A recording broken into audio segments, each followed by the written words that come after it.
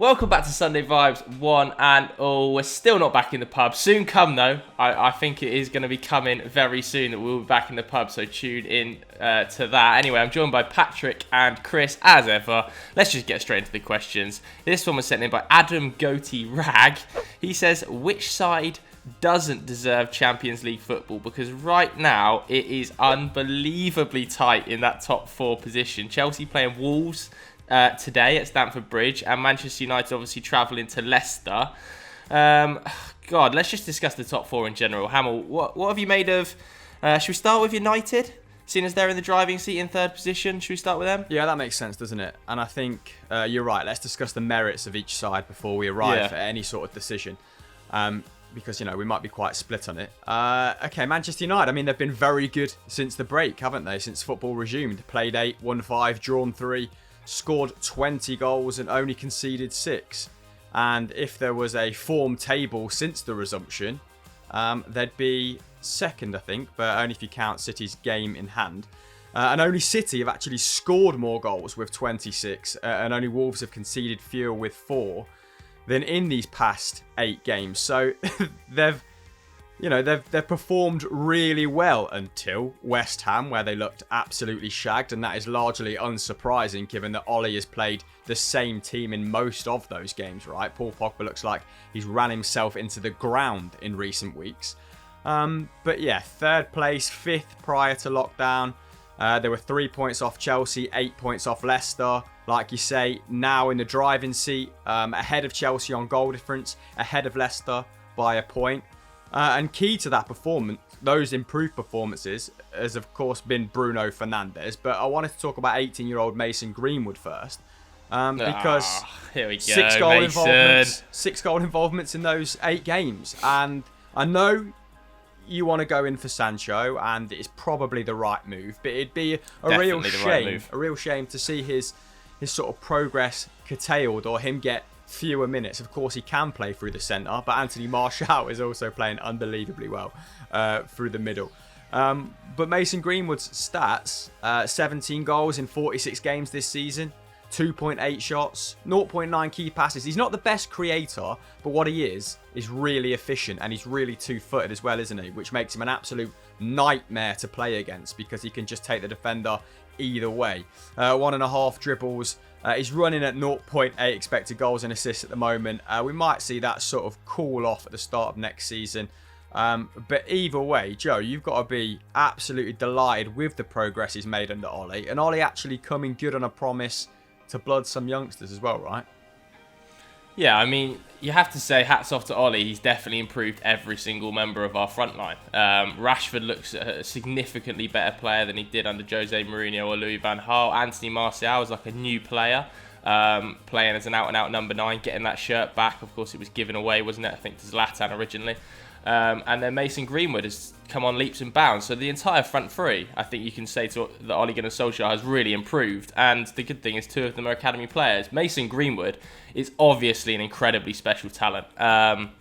Probably the most talented player I've seen come through the academy since Paul Pogba. And that's no disservice to Marcus Rashford, because I think Marcus Rashford is an extremely talented player, but I think he's progressed physically really well in like the last 18 months, Rashford, and that's kind of taken his game to a whole new level, whereas Greenwood just has that natural footballing ability, and I think you'll see when Greenwood in 2 or 3 years' time has put on a bit more muscle and has matured and understands the game a little bit better, I think you're going to probably see one of the best players in the league. He's just a frightening talent for an 18-year-old to score, I think 18 goals, 17 goals this season.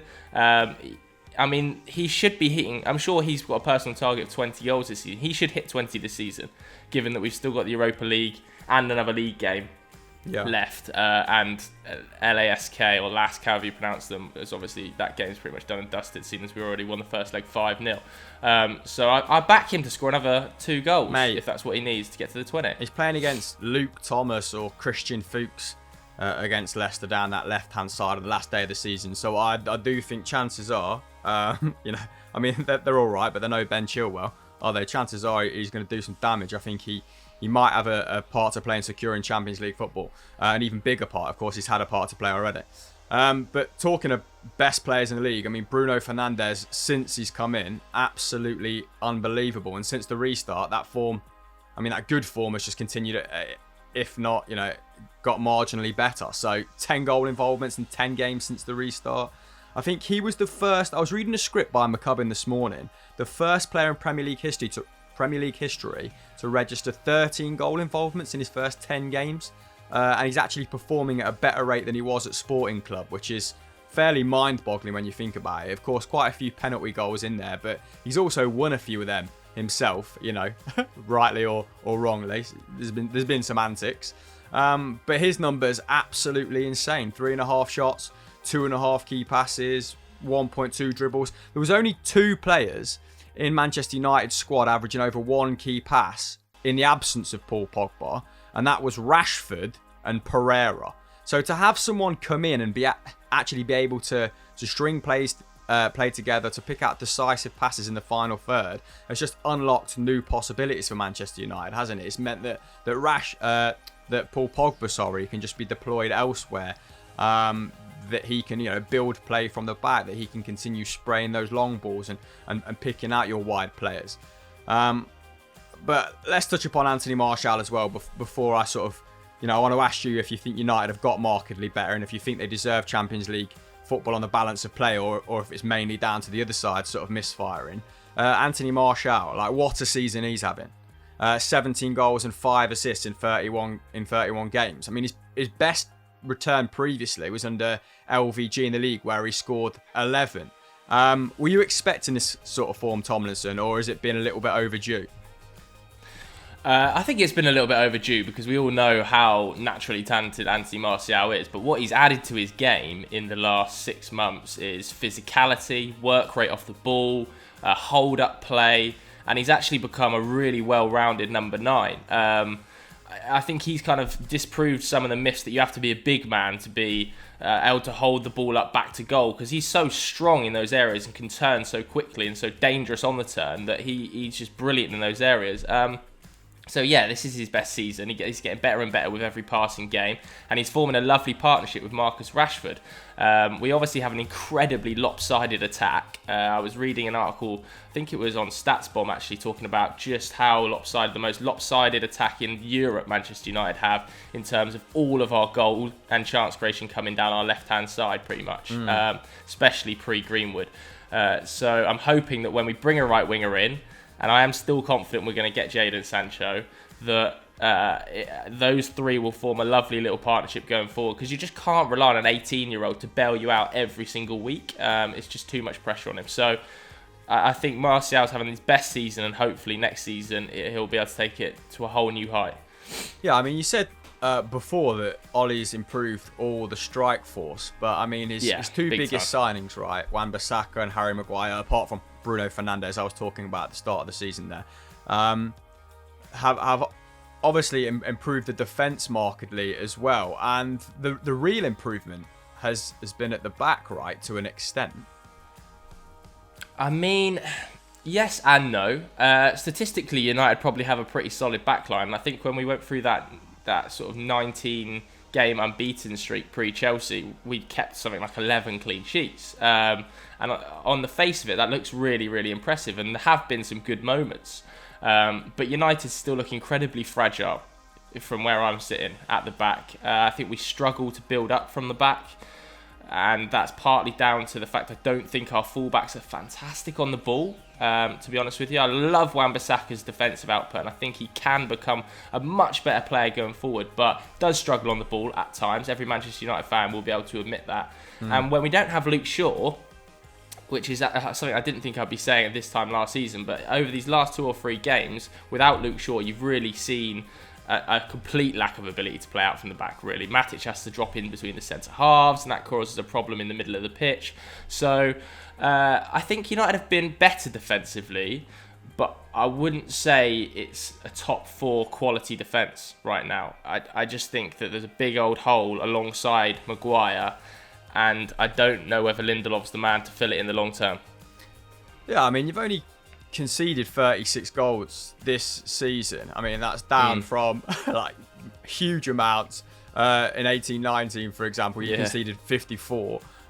You're only conceding, 0.97 goals a game. That's down from 1.4 as Getting well better. the season before.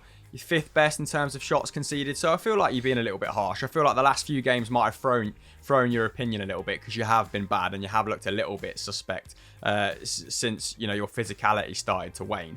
But I think two great signings nonetheless in Maguire and Wan-Bissaka, which makes it much easier to build on for next season. We should probably bring Pat in on Chelsea on the subject of adding to your defence, because they have been horrific of late, and Frank looks no closer to sort of sorting out that back four than he was 6 months ago, at least in my opinion, Pat. Well, when you say they've been horrific, I assume you mean like just the defence, really, because the attack's still the very back four, good. Or like they've three. conceded 15 in 8 games since the restart, which is not really Champions League form. I mean, they've still got a positive goal difference in that time because they can't really stop scoring, but they've got the same number of points since the restart as Southampton. And to be honest, Chelsea are, I mean, I guess appropriately, given that they're owned and run by Russians, watching Chelsea is like watching a game of Russian roulette. Like, it is going to be death or glory for them pretty much every time. Like, against Man City, they were unbelievably dominant. Like, they really, really were. I mean, obviously benefited by, decisions. But I think it ended with, 4.2 XG for them versus, 0.7.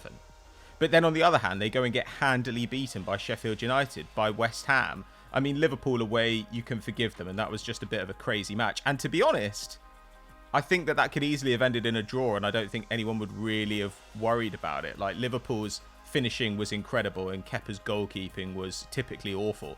But to me, of these three sides, I think Chelsea have been the best all season. I think that their attack is genuinely really fun, really quick, really exciting to watch. Their defence, while it hasn't been spectacular, has probably been good enough. And I think when you look at United before the turn of the year, and when you look at Leicester since the turn of the year, you can clearly see that they were much better in one of those halves than in the other. Whereas Chelsea have been kind of the same manic side the whole way through. And actually, when you look at their numbers, even when you watch them play, I think generally they are a level above those two teams to me. Like, Man United at their best have probably been better this season. And Leicester can give Chelsea a game. But I just think that the press that Lampard has got going is genuinely good. They now win the ball really high up the field. They've got a fun group of interchanging attackers, and they've done it despite having major injury losses. That's something that really Leicester have only struggled with in pretty much since the restart, and though except for a small period where Ndidi was out. And you've seen how it's really drastically affected Leicester. Whereas United went through a long period without Pogba and without Rashford. Chelsea have gone through a lot of the season without Conte. They went through a lot of the season without Rudiger, without Tammy Abraham. And yet they've managed to get what they need to out of the team every single time. Giroud is now contributing at a pretty high rate. And in the FA Cup semi-final, I thought they were really, really impressive. Man United truly didn't have a sniff the entire game. And they are capable of doing that. When they turn it on, they are more than a match for anybody, even the best sides. And when you imagine dropping Timo Werner, potentially Kai Havertz, and Hakim Ziyech into that front line, you have a really, really scary prospect, even if it is a little bit kind of 2013-14 Liverpool. Can I quickly ask you who you think misses out in that forward line when those players arrive, if Havertz does come in? Well, I assume that Tammy will drop to the bench. Hudson-Odoi is barely playing. I mean, to me, the front four would probably end up being Werner up front, Havertz in the hole as a second striker, which I guess is his best position, Ziyech off the right, which is kind of where he wants to play, and Pulisic off the left.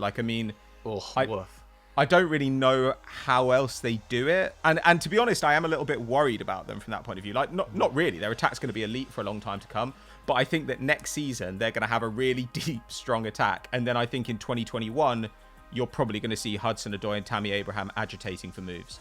Because if they don't play enough next season, and I find it hard to believe that they will play enough next season, it's extremely likely that they're going to start complaining. And Tammy Abraham right now is supposedly stalling on a new deal. I think he's only paid about 40 or 50k a week, which given his contribution this season is very low indeed. And I think that next summer you might well see a few teams looking for a new striker. Like Man City might be looking for one. Arsenal probably be looking for one. Maybe at that point Tammy Abraham is on the market.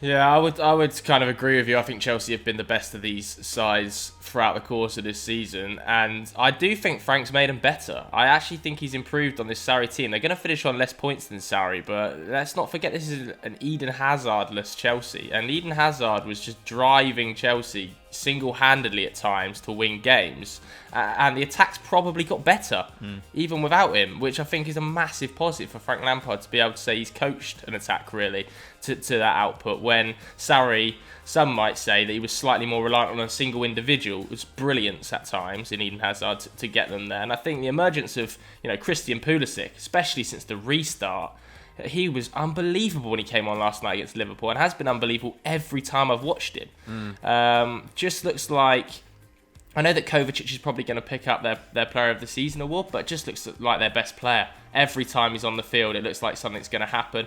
And I know that you guys don't maybe love Mason Mount, but I think Mason Mount's had a really good season for Chelsea. And I know that he's probably going to have to play second fiddle and battle with Kai Havertz for that place, but I think to say they can get rid of Barkley, Willian and Pedro and upgrade them with Kai Havertz, Ziyech and Werner is a massive positive.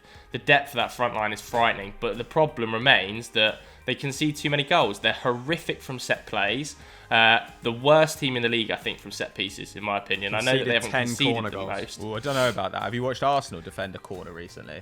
Not as bad as Chelsea. I think Arsenal are conceding under an expected goal a game from open play and conceding half an expected goal a game just from set pieces, which is that means every 2 games we concede a goal from a set piece. That's just under Arteta. I think Chelsea have got like the second or third worst corner record on the league. Yeah, only Norwich have conceded more. Of the corners of Norwich. Yeah, but their keeper doesn't have any hands. Like their keeper's just like he's like putting a traffic cone in goal.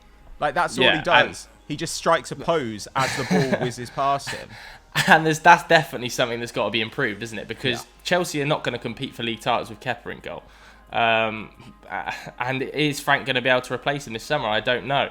I do find it puzzling that their first 3 additions have been elite forwards when they need some elite defenders, given that their attack has actually been okay anyway this season. But I get that they are going to take them to the next level, but they're not going to be able to get there without a centre-back, a left-back and a keeper. Yeah, but at the same time, like if they end up in the top 4 this season, then, despite their deficiencies at the back, then you've got to say, like, wow, the path for this team to really take off is fairly straightforward. Like, you bring in a left-back, you bring in a keeper, and then you start, and a centre-half. And then you start to think, like, where are the weaknesses here? Like, this Chelsea side can go from pretty good to extremely good. I think that if they nail those 2 signings, they're actually much closer to Liverpool and Man City than people think, I would say. Yeah, it's a big if though, because I think they're really hard players to sign. A goalkeeper is traditionally such a hard position to find, and like you're looking at the market this summer, I think it's going to be incredibly difficult to replace and sell Kepa. There's been rumours, obviously, of Jan Oblak. If they could make that happen, that would be an unbelievable upgrade. It's sort of can't see it though. Kepa, can you see it? I can't see it. What's been quoted is sort of Kepa and 70, 80, 90 million, which is obviously extremely embarrassing. Given how much they invested in him, and then have to take a massive hit on the 70 mil plus wages that they paid for him over the course of that 7-year deal. But yeah, they've got to make something happen because their progress does seem limited with such a liability in goal. I think he's conceded.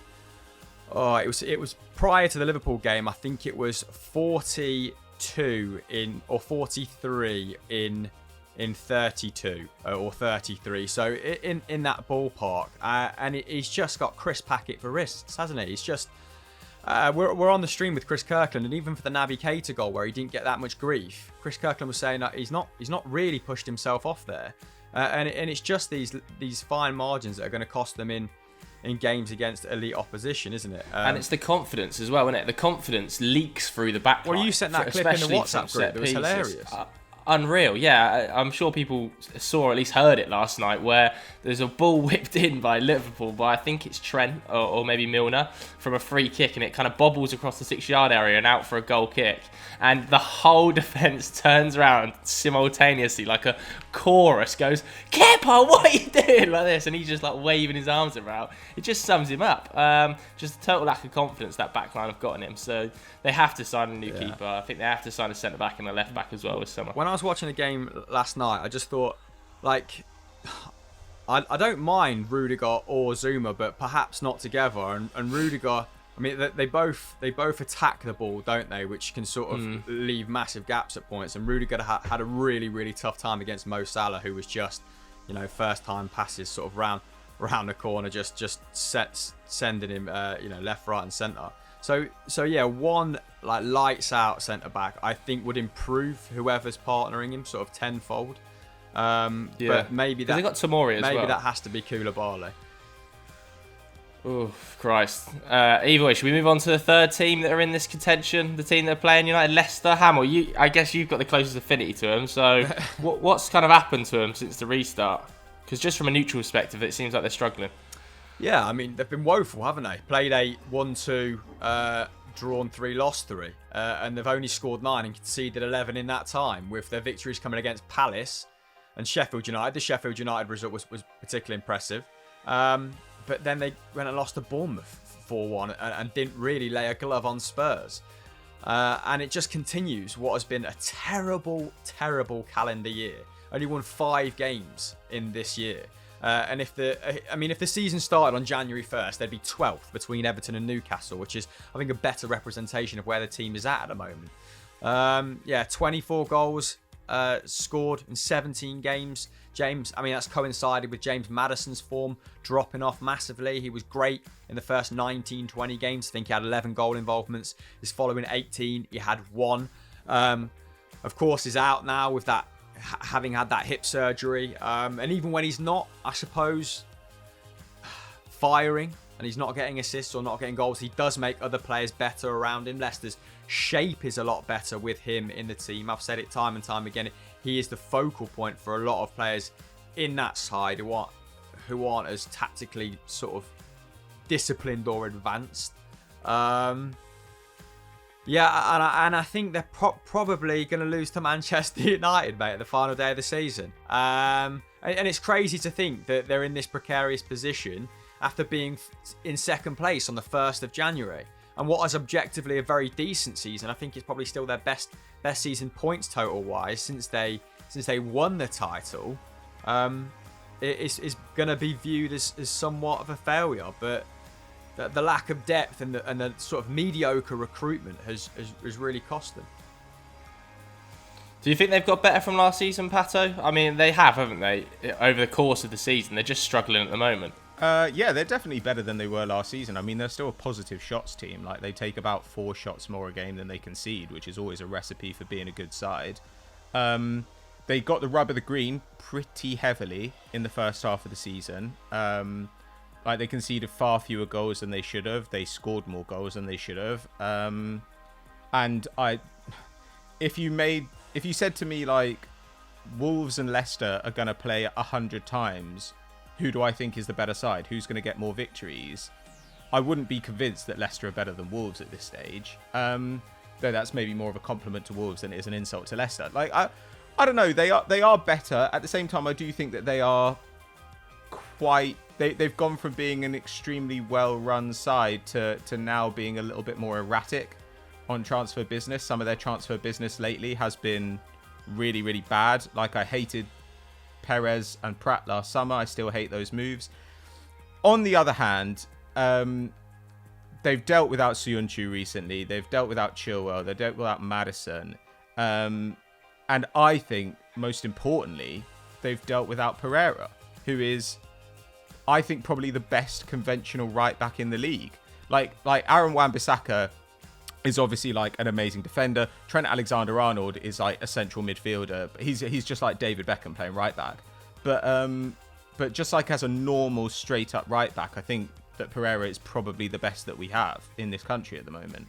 And without him, they look a lot more porous defensively, and they struggle to progress the ball as well down that side because they don't have a natural winger there, right? You know, like it's often Ayoze Perez pulling out wide, who's primarily going to do defensive work. So I don't know. I don't really blame them for having this drop off, and they motored so hard in the first half of the campaign that you always expect a little bit of energy to kind of be depleted. But at the same time, they have been, as good as Vardy still is, they have been a bit complacent about him. Like, they should have been taking more punts on trying to replace that guy. And if they don't go out and nail it this summer, at some stage, he is going to come back one season and not be good. And they will be in serious, serious trouble. So, I don't know. I'm still positive about them. And it's still a young side. Like, there's still loads more to come from them. And like Chris says, you know, like, having a fully fit Maddison will also transform that attack. But I don't know. I think Tielemans has stood still a little bit this year. And I worry a little bit because that title win a few years ago really changed the way that they evaluate coaches, rightly or wrongly. And as a result, when a manager goes on a poor run, they immediately start to get pelters from the fans, even if they've overall done a good job. And that seems to be happening with Rodgers at the moment. So I hope that they persist with Rodgers, but I think they should also get his greasy fingers out of the transfer business because he is notoriously terrible at transfers. This Sunday is such a big day for, I think, both them and Manchester United for the next season and future planning. Because I think Leicester with the Champions League is suddenly able to attract much better Vardy replacements than Leicester without the Champions League, and much better other options. If you're going to want to keep Maddison, you're more likely to keep him with the Champions League. Likewise for Manchester United, much more likely to go out and sign Jadon Sancho and maybe another centre forward and a centre half. But I think without the Champions League, both of those sides aren't the most attractive prospect. Maybe Leicester more so than Manchester United, because Manchester United obviously are Manchester United and have kind of developed a little bit more than Leicester. But it's a great opportunity for Rodgers on Sunday, I think. Manchester United, to me, the legs have gone. Mentally look all over the place since that cup semi-final defeat to Chelsea. We were walking wounded by the end of the West Ham game. Players were collapsing on the full-time whistle. So this, I think, is a really good opportunity for Rodgers. And if you'd have said to him at the start of the season, it'll be a one-game shootout with Manchester United for top four, he'd have bitten your hand off. I know that they've been poor, but just in some context, this game is just so massive. But similarly, you can say the same the other way around, right? Like, I mean, I think both sets of fans seem to be like extremely worried about this fixture. And while you say like Man United have been worse lately, and they have, I watched some of the West Ham game last night and it was garbage. Leicester have been pretty poor. Like, I mean, they were awful against Spurs. They should have been 2-3-0 down at half time against Arsenal, and they were lucky to get a point out of that game. I mean, there are a lot of fixtures that they've kind of like ambled through lately. And I don't know. I mean, Man United could equally go out and nail a couple of goals in the first half like Spurs did, and it's over. And I think this Manchester United side is really geared towards punishing Leicester's weaknesses at the moment. We saw it against Spurs. James Justin had to play as the right centre-back in a back three because Bennett just didn't have the physicality to deal with someone like Harry Kane. Like, Harry Kane made Bennett look unbelievably slow. So what is Rashford or Martial going to do with him? It's quite frightening. The only Johnny Evans, I think, in that back four at the minute is really Premier League level. And that's not to say James Justin or let's say Europa League level. I think James Justin will get there. Like, he's been a bit of a silver lining this season. But again, he's the progression down the right-hand side. Like, his key passes are getting there. Some of his numbers are getting there. But then he's having to be dragged into a back three because of Bennett's deficiencies. And if Bennett's playing next to Morgan, it's literally like milk has turned quicker than them pair, you know. And that's not. And Morgan's having to return from the the reserves or wherever he's been to do a shift for his side. So that's not me digging him out, but it's really not a good defensive scenario playing against a quick, physically imposing Manchester United side. But yeah, and I mean Chelsea have got a really tough game against Wolves. I think that game is incredibly. Wolves have been sensational since sort of like February time, I think. Like, especially in these big games, they always cause problems for big teams because they're just so hard to break down. Yeah, I mean, also they've got Adama Traore playing on arguably Chelsea's weaker defensive side, right? Like, I mean, I think that is a tough fixture, but also I think, you know, Wolves aren't like totally unbeatable, and Chelsea, I do think Chelsea are interesting in that they have the skills to both break down a sitting defence and to play on the counter. Whereas I look at Leicester and United and I think United are definitely more suited to the counter, I think, because Bruno Fernandez is not really...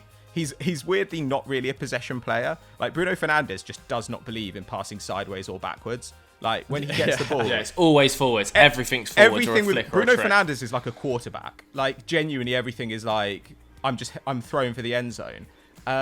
His pass accuracy is like 76%, but you can tell he just doesn't give a shit. It's all flicked around the corner. And he's trying insane stuff all the time. Like, somebody described him, or I saw somebody describe him on Twitter as like a normal attacking midfielder without all the boring, sensible stuff. And that kind of is what he is. He's just like full 100% like effort, and he truly believes that everything he does is going to come off, and it's kind of great. Yeah. With Leicester, I don't know, man. Leicester used to be such a good counter-attacking side. But I think if they try and do that against United, I'm just not sure they have the pace. Like, Vardy's still quick, but he's not that quick anymore. Like, when you've got guys, if they sit someone on him. And while Barnes has been great, I think that if Barnes is up against Wan-Bissaka, then that's quite a nice matchup for Man United. Yeah. Like, I mean, it's hard. Beyond that, right, you look at Leicester and you're like, you're actually not that fast a team anymore. No, Barnes has still got the pace, but his end products, I mean, just it's not good enough at the moment. His finishing, sorry, that's cost Leicester a little bit in recent weeks. His all-round creative play is still good, but they miss a decisive like finisher or any sort of goal contributions from midfield, and that's probably where Tielemans has been a bit of a letdown as well. Yeah, because it's going to be nervy, man. Because he had a load of goal involvements, didn't he, in that first half season for them, and it's really flattened out a little bit this year. But I don't know. At least this is like a little bit of intrigue left on the final day, because this and the relegation. For me, the relegation's ridiculous. Nah, I just think Villa are up now.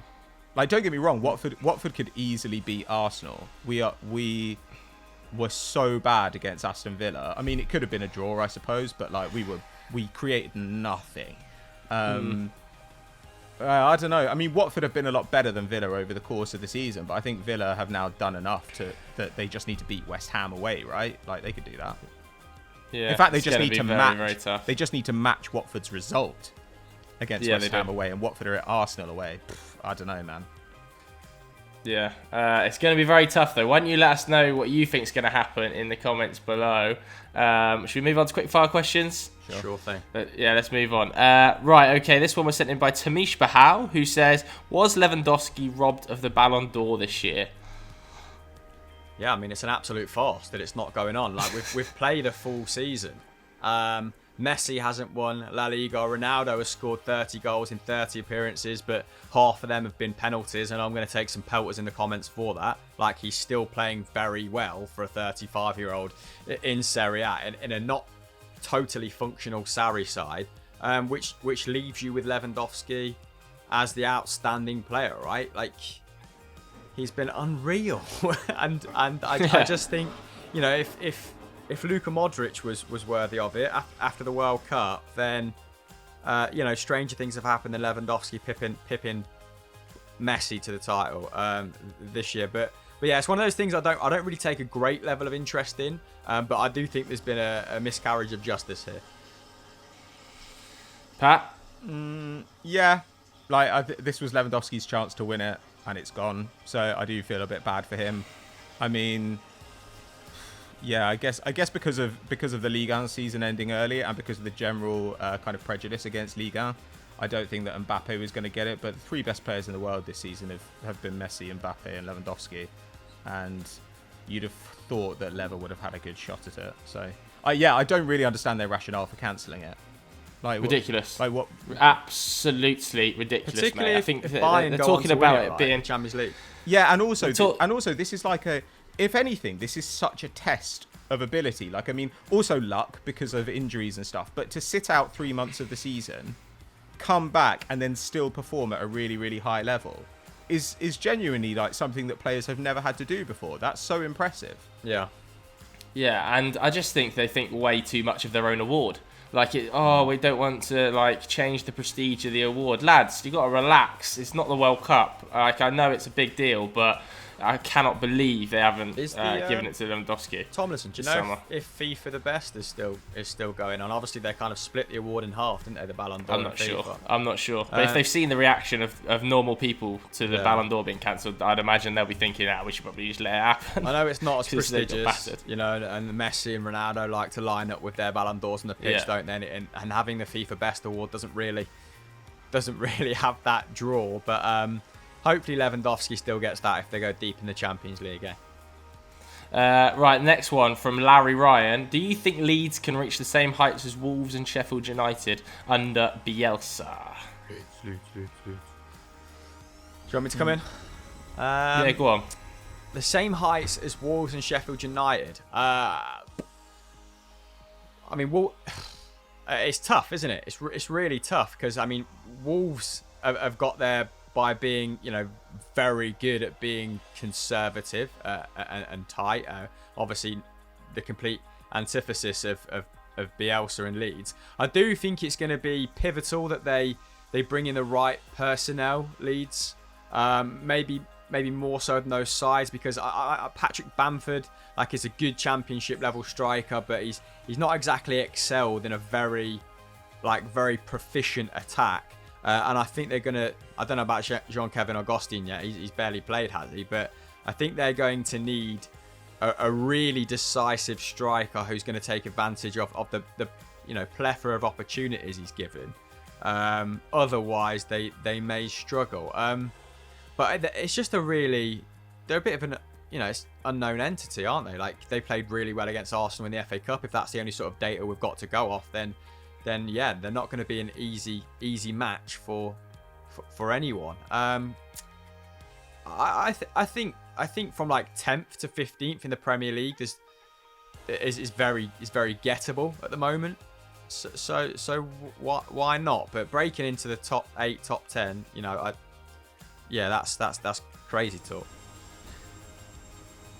Yeah, I think, to be honest with you, it could go one of two ways, couldn't it? We've seen Bielsa absolutely explode at clubs before as well. So I think they could absolutely take off and have a great season. And to be honest with you, I think top 10 is achievable given some of the dross in there right now. But equally, Bielsa has a tendency at times to kind of just fall out with everybody or capitulate, and I hope it doesn't happen because he's had such a good season. He built such an affinity with the club, but it wouldn't be the first time it's happened. So I think Leeds can get top 10. I just think some of the teams up there are absolute to be honest with you. I hear you, but there's teams that have finished, like Everton, for example, that have had disappointing seasons, that have got a good manager in place, that are going to spend a lot of money in order to not finish 10th. And it's sort of I think the race for Europa League is going to be really, really strong next campaign. That section of the Premier League has become much more cash rich than ever, willing to put up large expenditure on players more so than ever. So it's become much harder, which is why what Sheffield United is miraculous. But are they? Can you see them smashing up a David Moyes West Ham side? Yes. Yeah. All right, I've got a question here. This is from Joe Tomlinson.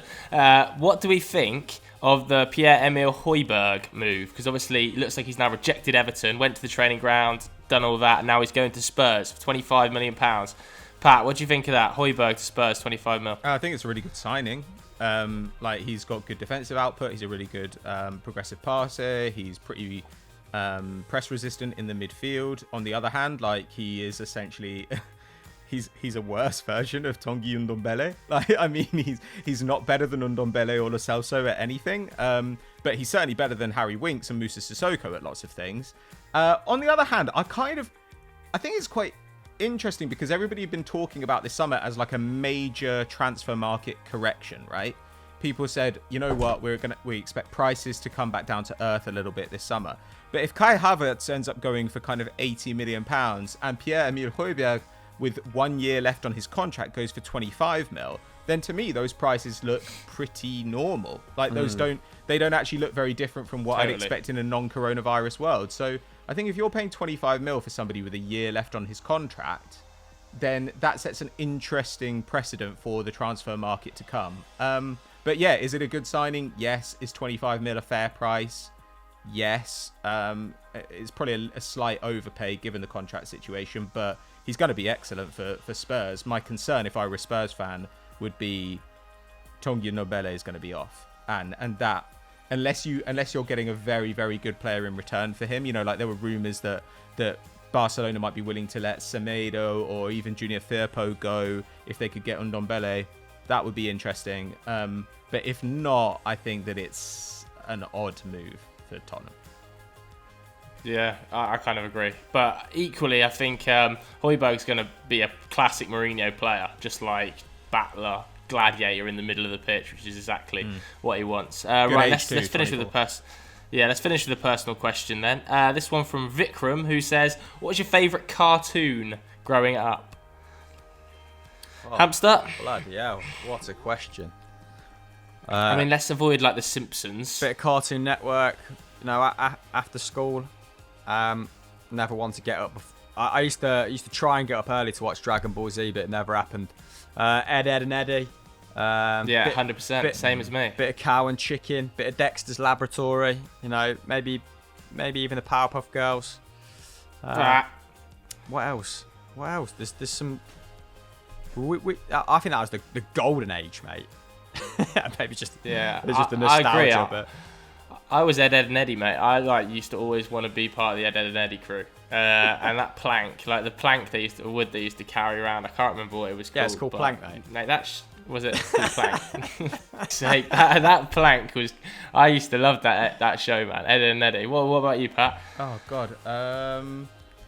South Park, I guess. I liked South Park. Yeah, classic. When I was a kid. Oh my God. Jackie Chan Adventures. Was that a thing that I watched? Oh my God. Oh, you've just never heard of that. You've just reminded me of Samurai Jack. What a cartoon that was. Yeah, I wasn't really a cartoon. I didn't watch Cartoon Network or anything, so I don't really know. Yeah. Dexter's Lab is good though.